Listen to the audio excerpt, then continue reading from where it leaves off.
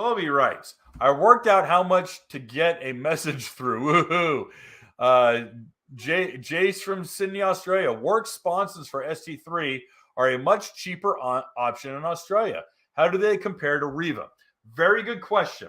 We actually did a side-by-side review of the WORX versus the RIVA versus stock, but we did it on the FX.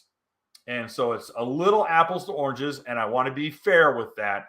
I have not tested the WORX sponsons on the STX. All right. I've tested the PWC Art sponsons on the STX, and I'd rather rivet cinder blocks to the side of the ski. They did not work very well on the STX, and they worked even worse on the RXPX. And that's a little bit where Anthony Raditic and I differed on that. And I know he played a part in the testing. So I wasn't gonna, no, dude, those are trash. If they work for him and he's happy with them, they work for him and he's happy with it. I don't think they work very well. And, he races and wins championships. I sit on my ass and write stories about jet skis. But to your question, Jace, the reason why we found better results with the RIVA sponsons over the WORX sponsons was the WORX sponson is a very large, unbroken blade. Let me move over here. That blade is producing a lot of drag. All right. It's producing a lot of drag. And those sponsons, if put down low, will slow your ski down. We've seen it with the sponsons on the RIVA sponsons slow the RXPX down. I know that's not an ST3. But why the RIVA sponsons are demonstrably, significantly over the top, multisyllabic word, big adjective, why they're so much better, in my opinion, and in my testing, and what we found with other people writing, was the ST3, the hull itself. Let's use my water bottle as the hull. All right, here's the nose, here's the stern, is that the ST3 in its natural form wants to turn typically on that real sharp keel up here in front. All right.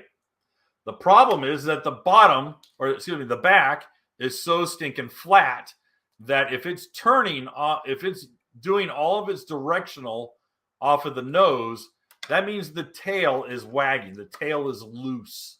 All right.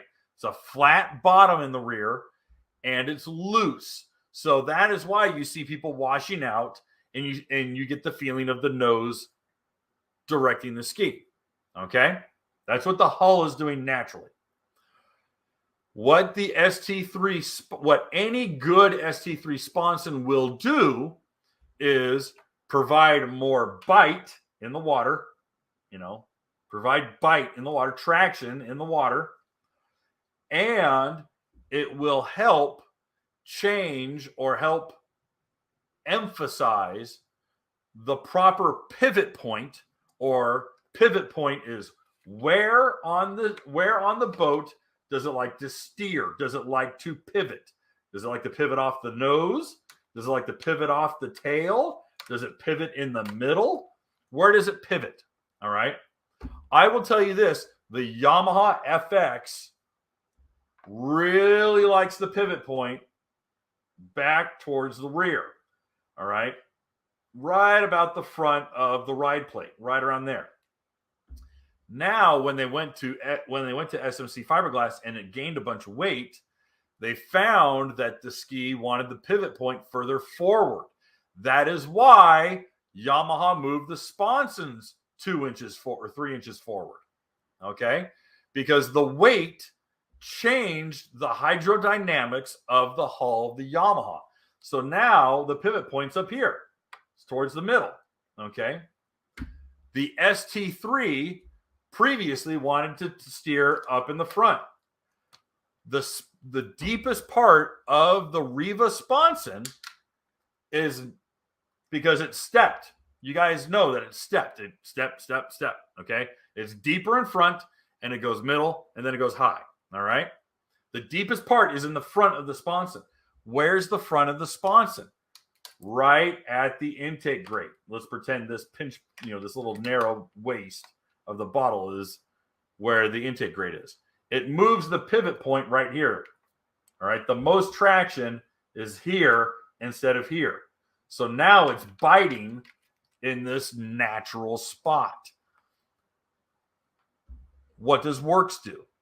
The WORX Sponson is just a big honking blade. All right. And that blade is not doing anything, does nothing to move the pivot point. All it is doing, because it is a big slab of polymer, it's an unbroken blade of polymer, all it does is make drag. Okay? It's going to slow down the ski. You're going to get traction, but you're not getting the benefit of changing the pivot point on the ski. That is a very long answer, but it is a detailed answer because I want to give you as much information as I possibly can. So hopefully that helps. Hopefully that was worth the dollars that you provided. So thank you very much. Hey guys, thanks for hanging out. This clip was taken from our weekly podcast that we record here every Sunday night at 8 p.m. Eastern Standard Time. If you want to watch the whole video, you can go to the Watercraft Journal's YouTube channel, go to playlists, and then click on live sessions. You're going to see it there. Otherwise, go ahead and leave a like, a comment, and definitely subscribe to the channel. It helps us grow. And again, thanks again for watching our videos, and we hope to see you soon.